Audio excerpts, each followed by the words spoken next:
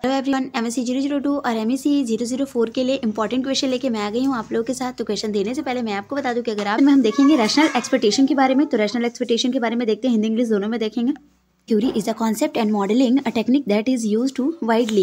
In microeconomics, the theory posits the individual base their decision on three primary factors: their human rationality, information available them, and their past experiences. The theory suggests that people's current expectation of the economic are themselves able to influence what the future state of the economic will become.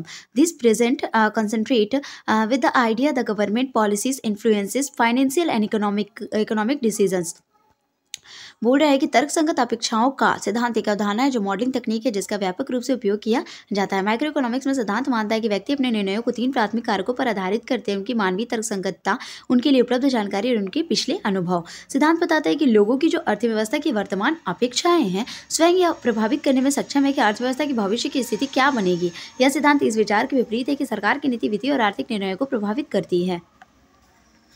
Idea behind the rational expectation theory is that past outcome influences future outcomes. The theory also believes that because people make decisions based on the available information and hand combined with their past experiences, most of the time their decision will be correct. The rational expectation theory is a dominant assumption model used in business cycle and finance as a consultant on the efficiency market. Hypothesis EMH economic often use the doctrine the rational expectation to explain anticipated inflation rates or any other economic state. For example, if past inflation rates were higher than expected, then people might consider these along with other indicators to mean that future inflation also might exceed expectations.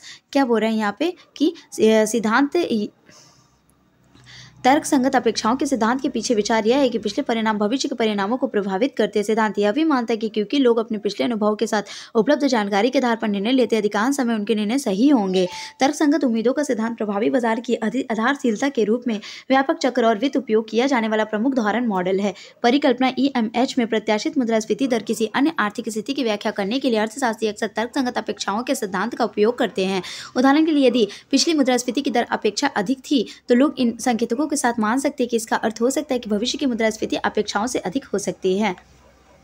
Then based on the available information and hand combined with their past experiences, most of the time their decision will be correct. If their decision are correct, then the same expectation for the future will be assured. If their decision was incorrect, they will be adjust their behavior based on the past mistake. क्या बोल रहा है कि क्योंकि लोग उपलब्ध जानकारी के आधार पर अपने पिछले अनुभव के साथ संयुक्त रूप से निर्णय लेते हैं, अधिकांश समय में उनके निर्णय सही होंगे। यदि उनके निर्णय सही होंगे तो भविष्य के लिए यही अपेक्षाएं होंगी।